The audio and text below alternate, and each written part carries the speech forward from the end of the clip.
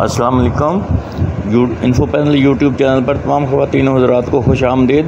مجھے امید ہے آپ سب لوگ خیریت سے ہوں گے۔ چلیں آج کی نئی ویڈیو شروع کرتے ہیں۔ فرمایا جو چھوٹے پہ شفقت نہ کرے بڑے کی عزت نہ کرے ہم میں سے ہے ہی نہیں۔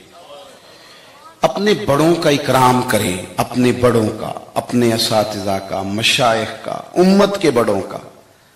لوگوں کی زبانیں کھل گئی ہیں اولیاء اللہ کے بارے میں، لوگوں کی زبانیں کھل گئی ہیں ائمہ مجتہدین کے بارے میں، لوگوں کی زبانیں کھلی تو ذرا سی اوقات نہیں آدمی کی اور وہ حضور کے صحابہ پہ بات کرتا ہے۔ تو دیکھ تو صحیح اپنی حیثیت کا تو تعین کر۔ یہ تو وہ لوگ ہیں جنہیں چہرہ وضحا دیکھ کر حضور کی نظر کرم نصیب ہوئی ہے، تو ان کے بارے میں بات کر رہا ہے۔ حضور کا ہر صحابی، دیکھو میں کیا کہہ رہا ہوں، اور آپ کبھی میرے جملوں پر غور کریں اور آپ میری باڈی لینگویج دیکھیں تو میں طاقت ایمان سے کہہ رہا ہوں، انشراح صدر سے کہہ رہا ہوں کہ مدینے والے کے ہر صحابی کا یہ مقام ہے کہ وہ آسمان ہدایت کے ستارے ہیں۔ اس لیے کبھی بھی ادھر ادھر کی کسی گمراہی کا شکار نہ ہونا۔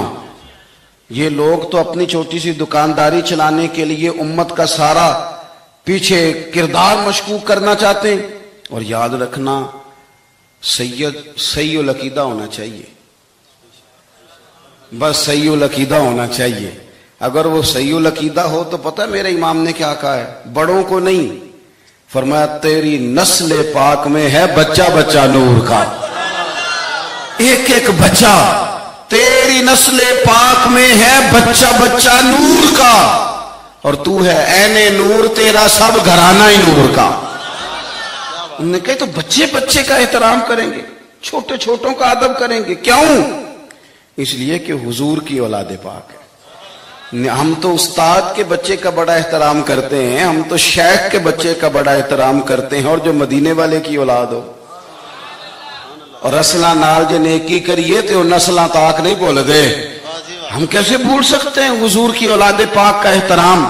لیکن کوئی ضروری ہے کہ آپ صحابہ کا ذکر کریں گے تو اس میں آپ اہل بیت کی تنقیص شان معاذ اللہ کریں گے، اور آپ اہل بیت کا تذکرہ کریں گے تو وہ صحابہ کی شان گھٹائے بغیر مکمل نہیں ہوگا۔ ایسی ناپاک جسارتوں سے امت کے اندر تکلیف بڑھتی ہے، آزمائش آتی ہے، اور پھر نئی نئی تحقیق کی ضرورت کیا ہے؟ تحقیق وہ ٹھیک نہیں جو داتا علی اجمیری نے کی ہے، جو خواجہ اجمیر نے کی ہے، جو امام ربانی نے کی ہے، جو امام احمد رضا فاضل بریلوی نے کی ہے۔ ادھر ادھر جانے کی کیا ضرورت؟ اس لیے پہلے تو اہل، اور دوسری بات، جتنے بھی اہل فضل تھے نا، وہ کئی دفعہ نا ابا جی اور چاچا جی کی لڑائی ہو رہی ہو نا، ابا اور چاچا کی، تو بیٹا چھلانگ لگا کے بیچ میں لڑائی میں اپنے ابا کی حمایت میں آ بھی جائے نا، چاچے کی مخالفت کرے، ابے کی حمایت میں بات کرے، تو والد صاحب فٹک پتہ کیا کہتے ہیں؟ کہتے پتر تو چپ کرے، ساڈا پراواں دا مسئلہ ہے، تو اپنے قد کاٹھ میں رہ، تو اپنی حیثیت میں رہ، تو چھوٹا ہے، تیرے والا مسئلہ۔ تو آپ بڑوں کی باتوں میں بولتے ہیں، بڑوں کی باتوں میں بولنے والے لوگ سیانے نہیں ہوتے، وہ تو بچپنے کا اظہار کرتے ہیں کبھی بھی۔ اور پھر ہم نے ان سے تربیت لینی تھی کہ ہم نے ان پر بحث کرنی تھی؟ کبھی آپ نے دیکھا ہے کہ ٹیچر آئے پڑھانے کے لیے کالج میں تو بچے اسے کہیں اپنی ڈگری دکھاؤ، تو وہ کہتا تو دفعہ ہونا کلاس سے، ڈگریاں بڑے دیکھا کرتے ہیں چھوٹے نہیں دیکھا کرتے، ڈگری پرنسپل صاحب کو دکھاؤں گا، تیری حیثیت ہے تو میری ڈگری دیکھے، تو اپنی اوقات میں رہے۔ اس لیے پہلے تو، اور پھر قرآن مجید کی جو آیت میں نے تلاوت کی نا، اسی مضمون کو اللہ نے وہاں بیان کیا، فرمایا والسابقون السابقون، وہ جو پہلے پہلے حضور کے پاس آ گئے، فرمایا وہ سبقت لینے والے سبقت لے ہی گئے۔ تو مالک اگر وہ پہلے آئے تھے تو پھر انہیں کچھ ملا بھی؟ اگر ان لوگوں نے پہل کی تھی، وہ سابقون الاولون تھے، تو ملا کیا؟ فرمایا والسابقون السابقون، سبقت لینے والے سبقت لے گئے، اولئک المقربون، یہی تو رب کی بارگاہ کے مقرب لوگ ہیں۔ یہ پہلے آئے ہی اس لیے تھے کہ انہیں قربت دی جانی تھی، یہ مقربین ہیں۔ کبھی حضرت علامہ اسماعیل حقی نے لکھا ہے، بڑی سونی بات، بڑی خوبصورت بات، آپ جب کسی کو عزت دے رہے ہوتے ہیں تو اس کا مطلب یہ ہوتا ہے کہ آپ کے پاس عزت ہے. کیا بات ہے. اور جب آپ کسی کو عزت نہیں دیتے تو اس کا مطلب یہ ہوتا ہے کہ آپ کے اپنے پاس کوئی نہیں. کیونکہ مجھ سے کسی نے کہا 2-4 ہزار دو تو میرے پاس ہوگا تو میں دوں گا نا, اور اگر میں نہیں, میرے پاس ہے نہیں تو دینا کہاں سے ہے. علامہ اسماعیل حقی رحمۃ اللہ نے لکھا ہے کہ نبی پاک علیہ السلام تشریف فرما ہیں, حضور کے صحابہ کی ایک جماعت بارگاہ میں بیٹھی ہے. حضرت صدیق اکبر بھی حضور کے بالکل قریب بیٹھے ہیں, وہ آج بھی حضور کے قریب ہی ہیں, قریب بیٹھے. تو اچانک نہ محفل میں حضرت مولا علی شیر خدا تشریف لے آئے. باقی صحابہ بھی اٹھنا چاہ رہے تھے, کوشش ہو رہی تھی, لیکن پتہ ہے سب سے پہلے جگہ کم تھی, کو بندہ ذرا سرکتا یا جگہ بناتا تو جگہ بننا تھی. باقی بھی اٹھنا چاہ رہے تھے, لیکن سب سے پہلے حضرت صدیق اکبر اٹھے. حضرت مولا علی کا بازو پکڑ کے تھام کے حضور کے قریب بٹھایا, خود ذرا تھوڑے سے پیچھے ہو کے بیٹھ گئے. اب بولا نہیں کوئی, وہاں لوگ کم باتیں کرتے تھے, وہاں لوگ بولا ہے پائے نظر ہوش میں آ یہ کوے نبی ہے, آنکھوں سے بھی چلنا یہاں بے ادبی ہے, لباں تے موراں لگیاں بولن دی جاچ بھول گئی, اوتھے زباناں تائیں کھولن دی جاچ بھول گئی, تے جا کے مدینے اتھرو میرے سوال بن گئے. حضور کی بارگاہ میں وہاں کو بندہ بات کرے, اللہ نے پہنچایا سرکار کے قدموں میں, صد شکر میں پھر آیا سرکار کے قدموں میں, کچھ لمحے سلامی کو ٹھہرا ہوں مواجہ پر, پھر مجھ کو ادب لایا, پھر مجھ کو ادب لایا سرکار کے قدموں میں.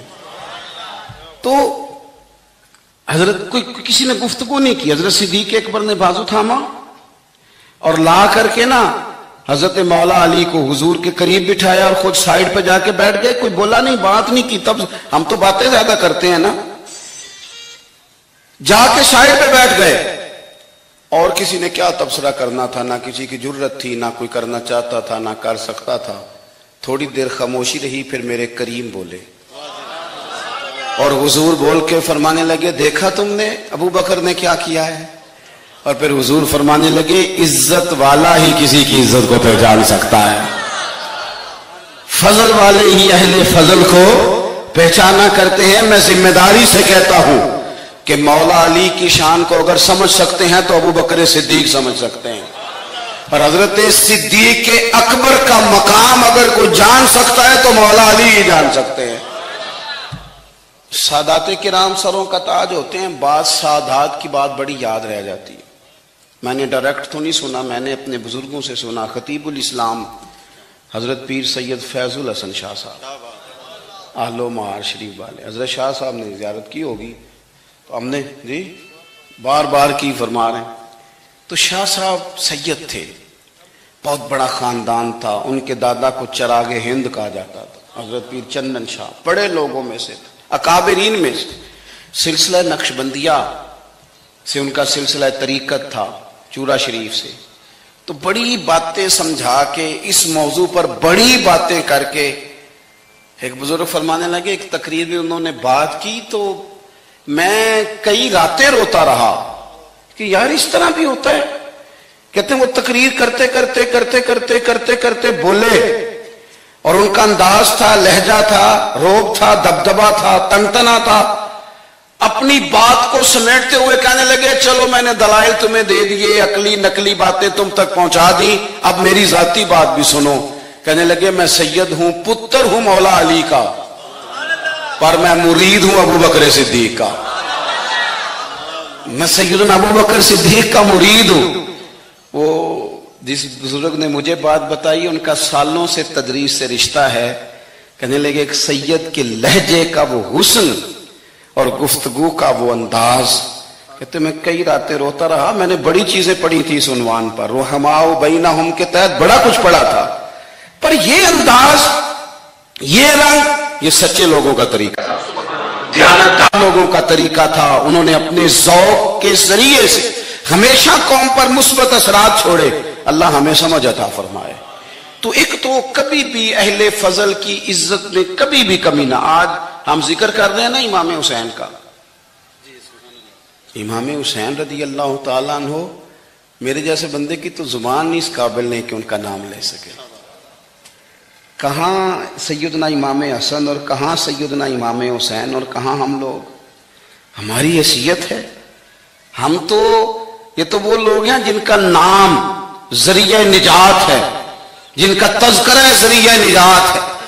ان لوگوں کے ساتھ جب سے یہ بحث معاشرے میں بڑھی ہے نا, جب سے لوگوں نے شکوک بڑھا دی, آپ یقین کریں صحابہ اور اہل بیت کے ساتھ جو وارفتگی تھی نا لوگوں کی, وہ جو ذوق تھا, کسی کا بھی نام آتا تھا تو لوگ مچل جاتے تھے. اب تو کسی ایک کا ذکر شروع کرتے ہیں تو کانوں میں خارش شروع ہو جاتی ہے, لوگوں کو پریشانی ہونے لگتی ہے, پھر یہ فلانے کا تذکرہ ہونے لگا. بھئی آپ کیوں پریشان ہو رہے ہیں؟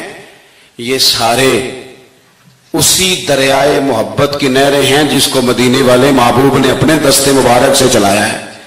آپ کیوں یہ کام کرتے ہیں؟ کیوں انتشار کا سبب بنتے ہیں؟ نہ کریں جی, آپ کی مہربانی. اللہ آپ کو سلام. سب کو ایک جیسی گرمی لگ رہی ہے. ویسے تقریر کرنے والے کو تھوڑی سی زیادہ لگتی ہے باقی ہاں, لیکن یہ کہ میں چونکہ بہت سارے لوگ بیٹھے ہیں تو یہ مناسب نہیں لگتا مجھے بات کرنے دیں. اللہ آپ کو اس کا اجر دے اچھے ارادے اور اچھی نیت پر. آپ غور کریں جی میری بات پر. حضرت امام حسین رضی اللہ تعالیٰ یہ حضور کی اولاد پاک ہیں. پیروں کو نا تھوڑی مٹی لگ گئی. عمر جوانی کی تھی, داڑھی مبارک ساری سیاہ تھی, کالی تھی. حضرت ابو ہریرہ ان سے سالوں بڑے تھے, امیر المومنین فی الحدیث. حضرت ابو ہریرہ نے دیکھا کہ امام حسین کے مقدس قدموں کو مٹی لگ گئی. کسی سے بھی کہا جا سکتا تھا ذرا امام صاحب کی توجہ کرانا, یہ ذرا مٹی اتار دینا, لیکن حضرت ابو ہریرہ جھٹ سے اٹھے, اپنی پگڑی کھولی, اس کا پلو لیا اور حضرت امام حسین کے پیروں سے مٹی صاف کرنی شروع کر دی. کیوں کہ اہل فضل ہی کسی کی فضیلت کو جان سکتا, عزت والا ہی کسی کو عزت دیتا, جس کے پاس وقار ہو. او میرے سنگیو, لوگوں کی باتوں میں نہ آنا, یہ تمہیں الجھا دیں گے, یہ تمہیں تفریق میں ڈال دیں گے, یہ انتشار برپا کریں گے. یہ وہ حسین جماعت ہے جو حضور کے سامنے بیٹھا کرتی تھی. ان سے پیار کرنا, ان سے محبت کرنا. آپ کبھی ترمذی کی ایک حدیث پڑھیں تو مر جانے کو جی کرتا ہے. حضور نے فرمایا تھا میرے صحابہ کے بارے میں اللہ سے ڈرنا, میرے بعد انہیں اپنی زبانوں کا نشانہ نہ بنانا. کاش کوئی ان جملوں کا درد سمجھ سکے. فرمایا رب سے ڈرنا, اور کریم فرمانے لگے جس نے ان سے محبت کی میری محبت کی وجہ سے محبت کی, اور جس نے ان سے عداوت رکھی میری وجہ سے رکھی. کبھی بھی کسی میں, اور جو حضور کی اولاد ہے, صحابہ کرام نے ایک جگہ کچھ نذرانہ جمع کیا اور جمع کر کے کہا کہ حضور کی بارگاہ میں پیش کرنا ہے. اخراجات بہت زیادہ ہیں اور ظاہری وسائل اس ترتیب سے نہیں ہیں. یہ نذرانہ ہر مہینے پیش کرنا ہے. جب وہ لے کے حضور کی بارگاہ میں گئے نا تو اللہ نے قرآن نازل کر دیا.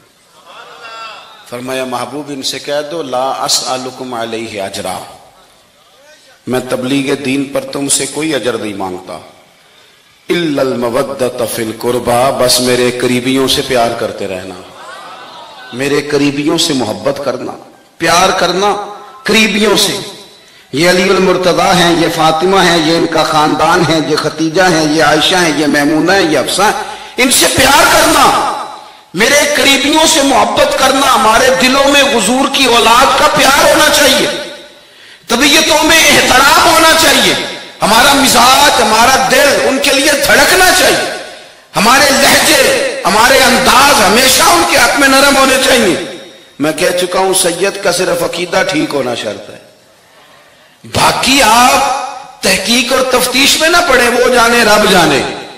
آپ کوشش فرمائیں ہماری اولادیں, ہم خود ایک, اور اہل فضل کا ادب کبھی نہ چھوڑیں. دوسری بات آپ سے یہ عرض کرنی ہے, اس کو اچھی طرح سمجھ لیں کہ قومیں اپنے اسلاف سے بڑی ہوتی ہیں ہمیشہ. بڑا ہم ہوتا ہی وہ ہے جس کا کوئی بڑا ہوتا ہے, جس کا کوئی بڑا نہیں ہوتا وہ کبھی بھی بڑا. یہ کچھ عرصے سے ٹرینڈ چلا ہے, اگرچہ یہ درست نہیں ہے. آپ کسی سنار کی دکان پہ جائیں تو اس نے اپنے پیچھے نا اپنے والد صاحب کی اور دادا کی فوٹو لگائی ہوتی ہے. حکیم کی دکان پہ چلے جائیں, کپڑے والی دکان پہ چلے جائیں تو اس نے پیچھے اپنے دادا کی, والد کی فوٹو لگائی ہوتی ہے. اگرچہ یہ درست نہیں, تصویریں نہیں لگانی چاہیے, تصویریں ان کے کیا پیروں کی بھی نہیں لگانی چاہیے. جہاں تصویر ہوتی ہے وہاں نماز کیسے پڑھی جائے گی؟ فرشتہ رحمت کا نہیں آئے گا. یہ تو اب ایک ضرورت بن گئی. تو اب ضرورت کیا؟ اب تو خیر نفسیاتی مسئلہ بن گیا ہمارا. یہ نفسیاتی مسئلہ ہے. یعنی سلام بعد میں فوٹو پہلے. یعنی سیانے سیانے لوگ. اور یہ ہمیں ایسے کھیل تماشے میں لگایا گیا ہے کہ میں ڈھیر سارے لوگوں پر غور کرتا ہوں، پھر ان کے لیے دعا کرتا ہوں کہ یا اللہ ان کی مدد فرما. یعنی اس طرح کی حالت ہے کہ وہ زندہ ہی موبائل کے اندر ہے. ہر چیز. مجھ سے ایک دفعہ ایک صاحب نے پوچھا مولوی آج کل بڑے لڑ رہے ہیں. میں نے کہا وہ 4-5 ہے جن کو آپ موبائل پہ دیکھتے ہیں. آپ میرے ساتھ آئیں، میں آپ کو 20 اور سینکڑوں شیخ الحدیث بتاتا ہوں جو سکون سے بیٹھ کر رسول اللہ کا دین پڑھا رہے ہیں. تو آپ مسئلہ صرف یہ ہے کہ ہم نے کل زندگی وہ سمجھ لی ہے جو موبائل کے اندر ہے. بہرحال وہ تصویر لگائی ہوتی ہے سونار نے بھی اور حکیم نے بھی اور ڈاکٹر نے بھی اور بہت سارے لوگوں نے کہ جناب اب یہ جو تصویر لگاتے ہیں تو اس کے پیچھے پوری حکمت ہوتی ہے. آپ ان سے پوچھتے ہیں یہ فوٹو کیوں لگائی ہے تو وہ کہتے ہیں ہم یہ بتانا چاہتے ہیں کہ یہ کام آج نہیں ہم نے شروع کیا، ہمارا شجرہ پرانا ہے. ہمارے باپ دادا سارے یہی کام کرتے تھے، ہمارا خاندانی ورثہ ہے.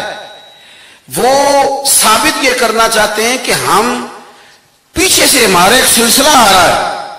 ساری دنیا اپنے اکابرین کو، اسلاف کو، بڑوں کو ان کے زور پر بڑا ہونا چاہتی ہے. یہاں کچھ لوگ ایسے آئے ہیں جن کے نزدیک معاذ اللہ صحابہ ہی ٹھیک نہیں تھے، اہل بیت ہی ٹھیک نہیں تھے.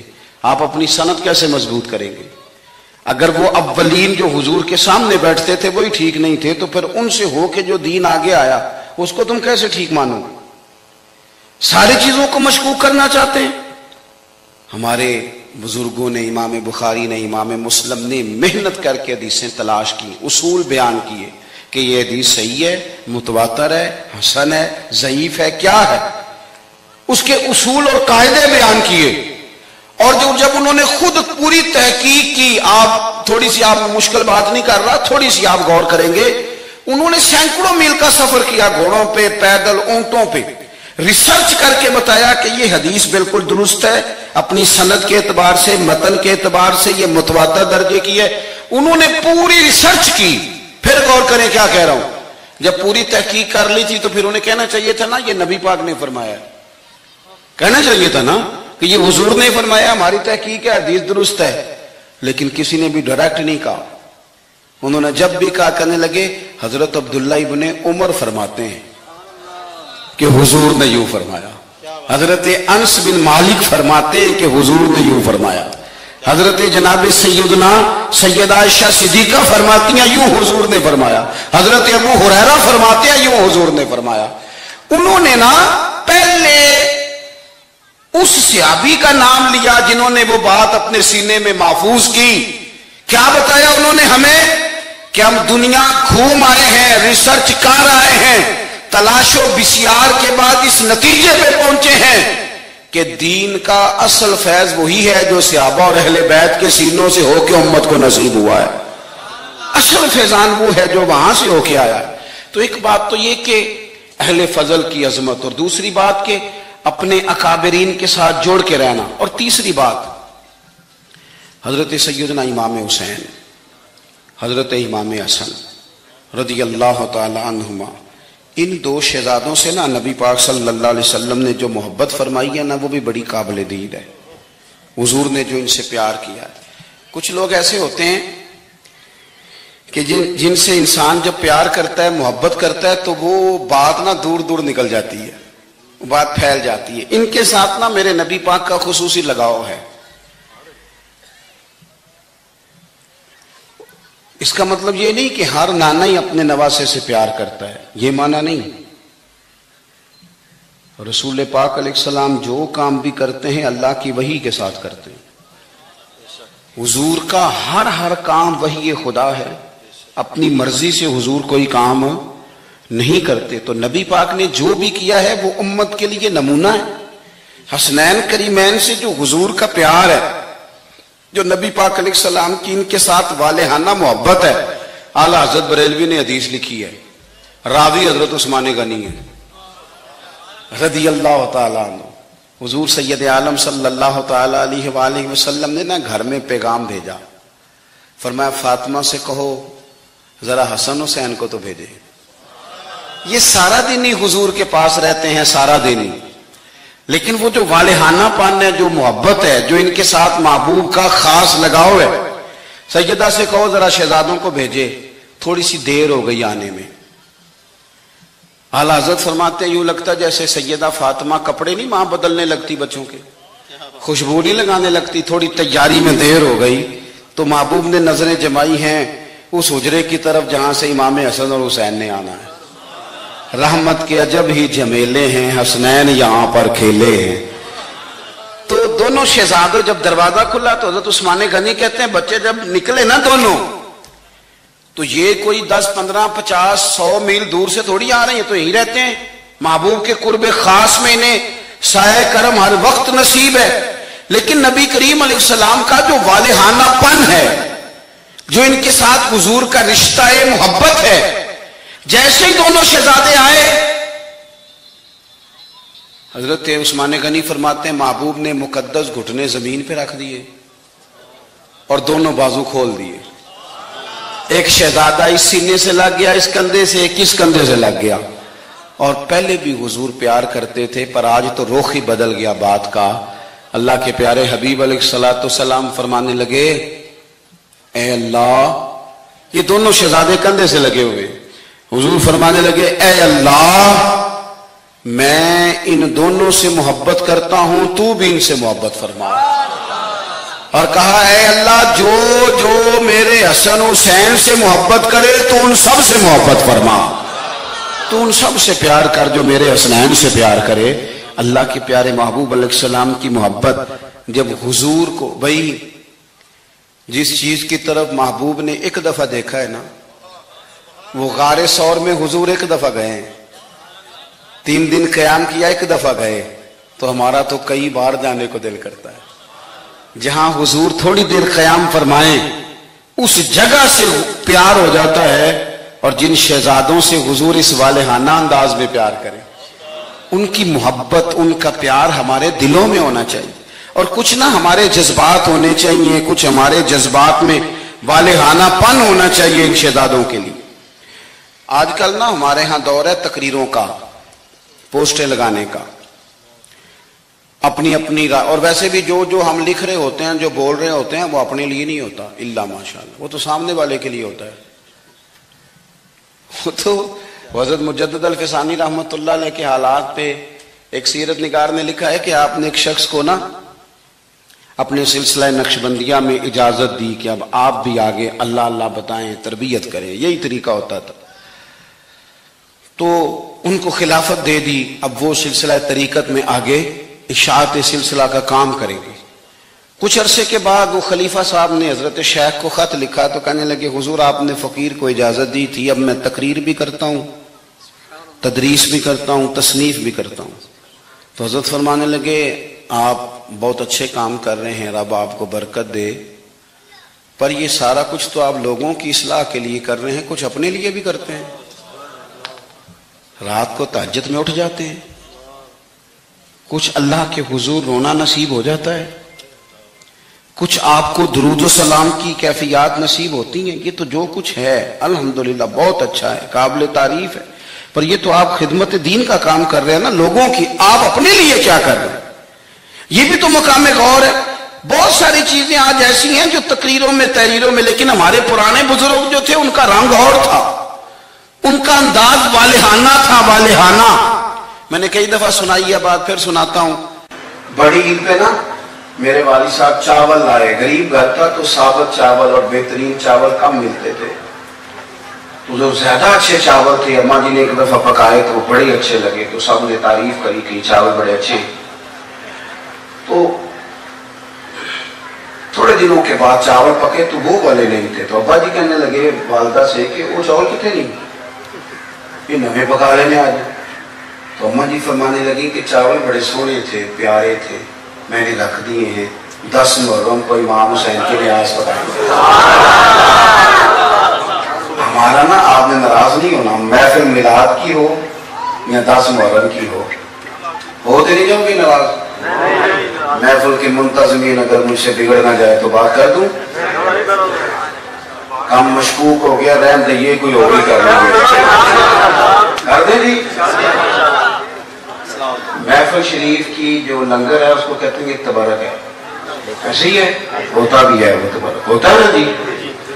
تو جو شاپر میں چاول تبرک صاحب ہیں وہ ناک نہ بھی کھا لے گا، کوئی مسئلہ نہیں، اس کے لیے مرغن غذا کی کیوں اہتمام کیا؟ اس کو تبرک نہیں گزرتا الگ سے، پیر صاحب نہیں گزرتا، ان کے الگ سے نہیں گزرتا یہ تبرک۔ وہ خدا کے بندو، غریب کو تو لوگ اب تو تگڑے بندے افطاریاں بھی سیاسی کراتے ہیں، وہ تو دعوتوں میں بھی تگڑوں کو بلاتے ہیں۔ یہ محفل میلاد تھی، محرم کی محفل تھی، 11ویں کی محفل تھی، جس میں ماڑے ماڑے لوگ آتے تھے، تم نے اس میں بھی غریبوں کا شاپر والا چاول بنا دیا اور امیروں کے لیے لنگر مہمان خصوصی کے لیے تم نے الگ سے بنا دیا۔ کاش میلاد کی محفل میں تم زیادہ بوٹیوں والے چاول پکاتے، سب کے لیے ایک جیسے، اور غریب کو پرات بھر کے دی جاتی۔ اس کے بچے جو سارا سال گوشت سے لڑائی کرتے ہیں وہ چاروں بچے ساتھ لے آتا، اور جب بچے چھوٹے چھوٹے دیہاتی غریب وہ کھانا کھا رہے ہوتے ہیں تو ابا جی سے پوچھتے، ابا جی آج کی ہے؟ یہ بھی ایک سبق ہے میلاد کا، آج کی ہے، سانوں تے کبھی ہمیں گوشت نہیں لپا، آج کی ہے۔ ابا جی تھپکی دے کے پیار کر کے، ہو سکتا ہے ہمارا وہی پڑھتا، رو کے کہنا پتر آج راج راج کھاؤ بوٹیاں، آج رسول پاک کا میلاد۔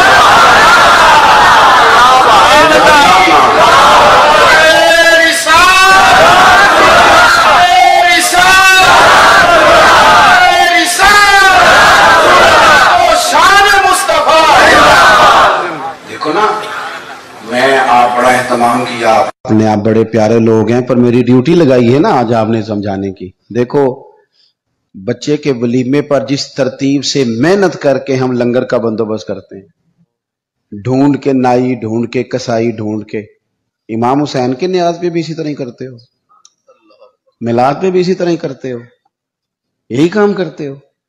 ایک مثال اور دیتا ہوں، میں نے اپنے ماں باپ سے سیکھا یہ ادب، اور وہ پڑھے لکھے نہیں تھے، سادہ تھے۔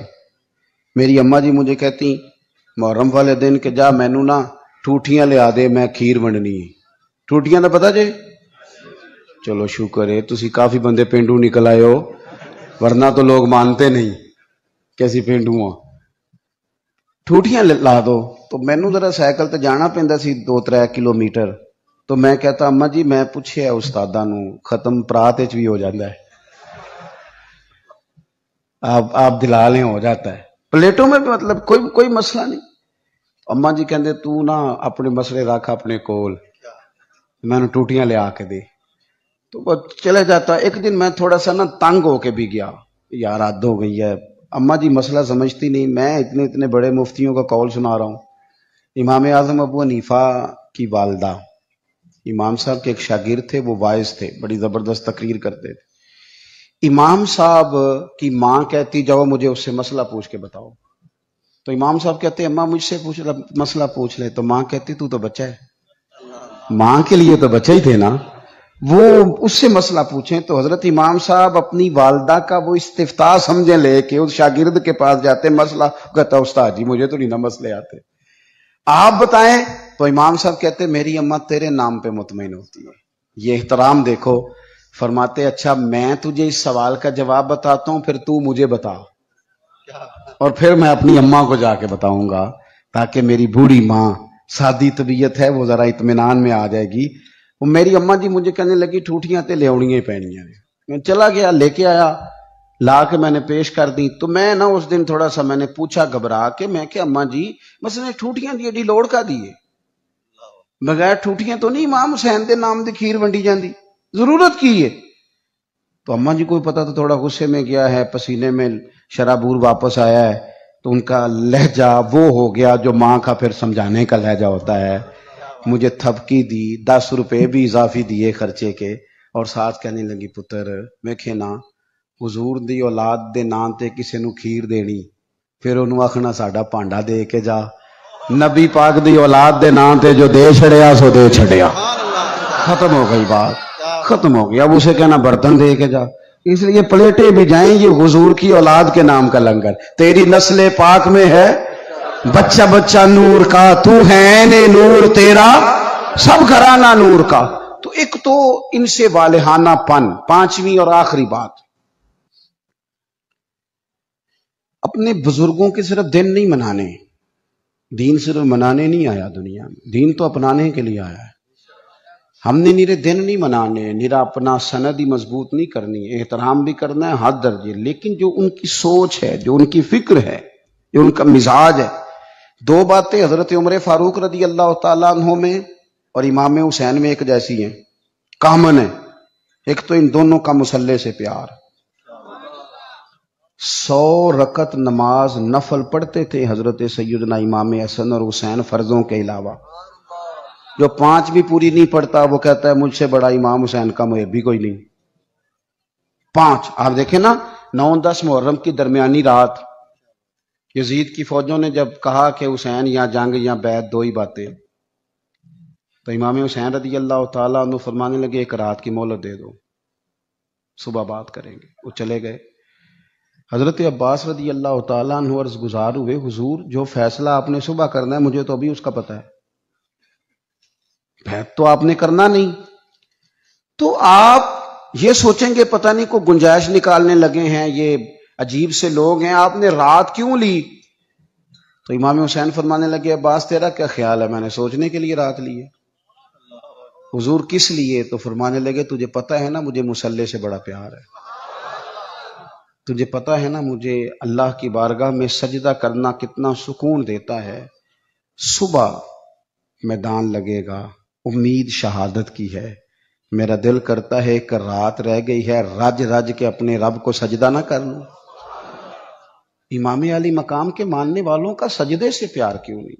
इबादत हम यकीन करें 1.5 घंटे की बातें, निरी गपशप, कोई लेना देना नहीं। ये कौन साहब है? कहते ये दरवेश होते हैं। अच्छा जनाब, दरवेश साहब 1.5-2 घंटे गपशप लगाई, इधर की उधर की, फलाने की, इसकी उसकी कहानियां सुनाई। नमाज का टाइम हुआ तो कहते थे मौलवियों का काम है। खुदा से डर। तो किस तरह के लोगों की तरफ हमने तवज्जो कर ली है।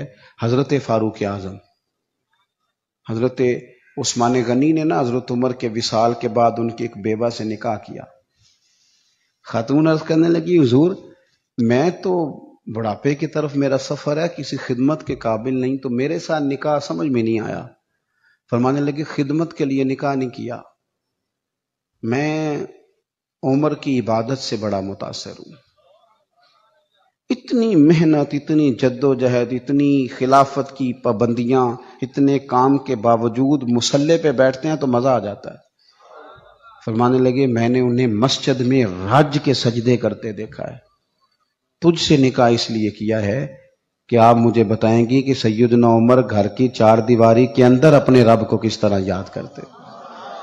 मुझे बताएं ये सजदों से दिलचस्पी, इबादतों का शौक, तिलावतों की लज्जत, दुरूद सलाम का जायका, हमारी ना रूहानी जिंदगी मोबाइल ने बड़ी बेआबाद कर दी है।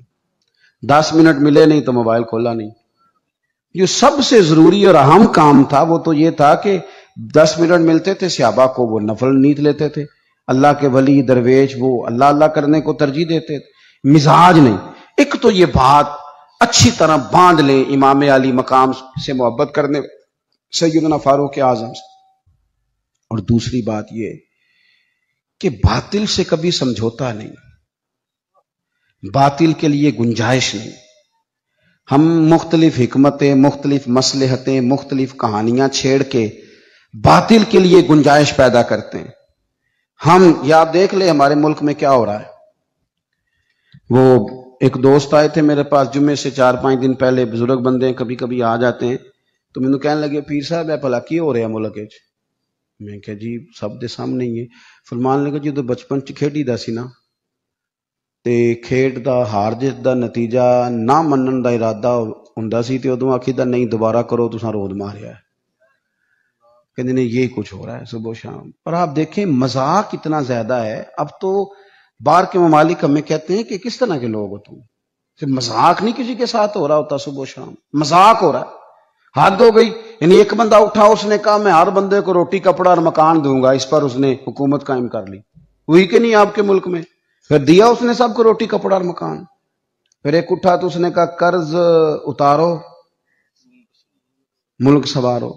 लोगों ने, औरतों ने, खवातीन ने, बच्चों ने अपने कानों से उतार उतार के बालियां बीबियों ने दे दी। फिर उतर गया कर्जा मुल्क का। फिर एक तीसरे साहब आ गए, कहा मैं करप्शन खत्म कर दूंगा। फिर करप्शन ज्यादा लोगों को टिकटें दे दी, उनको मिनिस्टर बना दिया। बेचारी कौम तो तुम्हारे झूठे सच्चे नारों के पीछे लग जाती है, लेकिन रब करीम की बारगाह को क्या जवाब दो। मेरे पास आप यकीन करें लोग आते हैं हमारे पास ना, खानकाहों, आस्थानों, मसाजिद में लोग नेक आदमी समझ के आ जाते हैं दुआ कराने। वो फिर अपना दुख भी सुना के जाते हैं, लोगों की तकलीफें सुनी नहीं जाती। ये जितने सियासी तबसरे हैं ये इसी वाले कमरों के हैं, अमीर पीरों का, वजीरों का, तगड़े लोगों का। अवाम से गैप ज्यादा हो गया है, आम आदमी की दुख नहीं समझ पा रहे हम लोग गुर्बत की सतह से नीचे जिंदगी गुजार रहे हैं। यार हद हो गई ना कि हम उस मुल्क में रहते हैं जिसमें ढेरों लोग ऐसे हैं जिन्हें साफ पानी नहीं मिलता, पीने का साफ पानी, कुछ नहीं साफ पानी मिल जाए। मैं और आप उस मुल्क में रहते हैं। अच्छा, एक तरफ हाल यह है कि नए मॉडल का मोबाइल आए तो मिलता नहीं मार्केट में, पुराना मिल जाता है। ये अमीरों की चाहते हैं। गाड़ी 3, 4, 5 लाख रुपया ज्यादा दे के बुक करा लेंगे, चाहिए मुझे जरा 2 महीने पहले।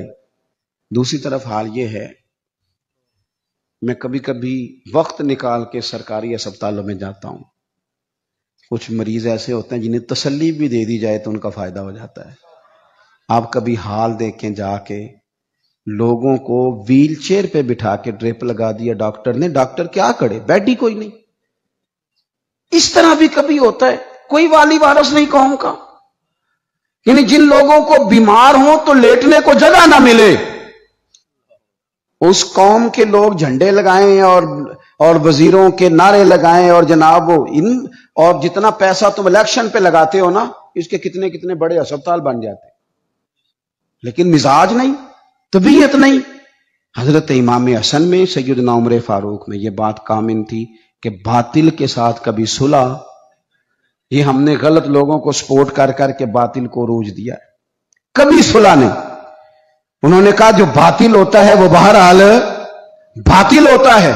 यजीद अगर बातिल है, बड़ी हिकमतें थी इमाम हुसैन के सामने, बड़ा कुछ हो सकता था। चलो बाहर निकलते हैं, जरा लोग कटे। हमें भी लोग कहते हैं आप सियासी बात ना किया करें, वो बाज लोग मुख्तलिफ जमातों के आए बैठे होते हैं तो फलान हो जाता है। तो मैंने कहा क्या हो जाएगा, क्या बात करते हैं आप, क्या हैसियत है हमारी। नहीं कोई हमसे दिलचस्पी लेता तो ना ले, हमारी जो ड्यूटी है वो अजान भी पूरी ना पड़े, वो भी देख कर पड़े कि फलाना बंदा नाराज ना हो जाए, जिसकी तबीयत में जो आता है वो करे। सानू तख्त जारे दी लोड़ की है, नाले की लगे शहर बंबोल दे नाल, असी ते अपनी बाल के सेकने आ, सानू की लगे किसी और दे नाल। करूं मद है अहले दवल रजा, और पड़े ना इस बला में मेरी बला, मैं तो गदा हूं अपने करीम का, मेरा दीन कोई पारा है ना नहीं। ये क्या बात हुई कि आप सच्ची बात ही ना करें, आप गौर करें मैं क्या अर्ज कर रहा हूं। गरीब लुटते नहीं और आप कहें कि जनाब वो फलाना बंदा कहेगा मैं सियासी जमात का था, आपने बात कर दी, हो जो जिस जमात का होता है, लेकिन हक बहरहाल हक ही होता है। यही बात इमाम हुसैन के सामने आई। बच्चों औरतें साथ हों तो लोग तो वैसे ही कह देते हैं मेरे साथ जनाना साथ है, वरना मैं तुझे बता देता। लेकिन इमाम हुसैन ने ना औरतों का साथ देखा, ना बच्चों की भूख देखी, ना तकलीफ देखी। उन्होंने बताया कि जब बातिल के सामने डटना है तो नतीजे की परवाह किए बगैर डटना है। जो लोग काम करने वाले होते हैं वो रिजल्ट नहीं देखते क्या निकलेगा।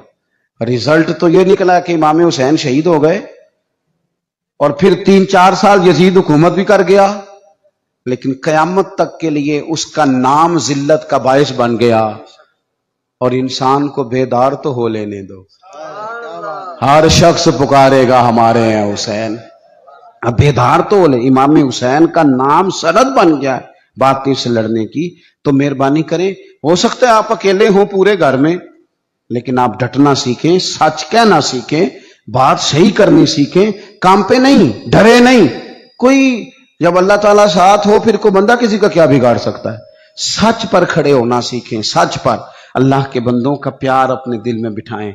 اگر یہ حکومتیں یہ سارا کچھ درست ہو جائے تو آپ یقین کریں قوم آسودگی میں آ جائے۔ پھر سے اپنی ساری تقریر کو دہراتا ہوں، سب سے پہلے تو بڑوں کی عزت کریں، اہل فضل کی توقیر میں کبھی کمی نہ کریں، اپنے اسلاف سے اپنے آپ کو جوڑ کے رکھیں، کبھی بھی اس سے پیچھے نہ ہٹیں۔ امام حسن ہوں، امام حسین ہوں، حضور کے خلفائے راشدین ہوں، عشرہ مبشرہ ہوں، ان سے شوق والا پیار کریں، چھلکے ان کا پیار، اور پھر اپنی عبادت پر خاص توجہ دیں۔ مصلی آباد ہو تو رب کی مدد آتی ہے، روح سکون میں رہتی ہے۔ اور آخری بات یہ کہ کھڑا ہونا بھی سیکھیں، ڈٹنا بھی۔ اللہ کی مدد ڈٹنے کے بعد آتی ہے۔ ان الذین قالوا ربنا اللہ ثم استقاموا، جو رب کا نام لے کے ڈٹ گئے، پہلے وہ ڈٹے، تتنزل علیہم الملائکہ، پھر اللہ نے مدد کے لیے فرشتے نازل کیے۔ پہلے ڈٹیں گے پھر مدد آئے گی۔ اللہ تعالی، مجھے امید ہے آپ کو یہ ویڈیو پسند آئی ہوگی، اس کو لائک کر دیجئے، اور اگر آپ نے ابھی تک چینل کو سبسکرائب نہیں کیا تو اس کو چینل کو سبسکرائب کر دیجئے جاتے جاتے، تاکہ ہر نئی آنے والی ویڈیو کا نوٹیفیکیشن آپ کو بر وقت مل سکے۔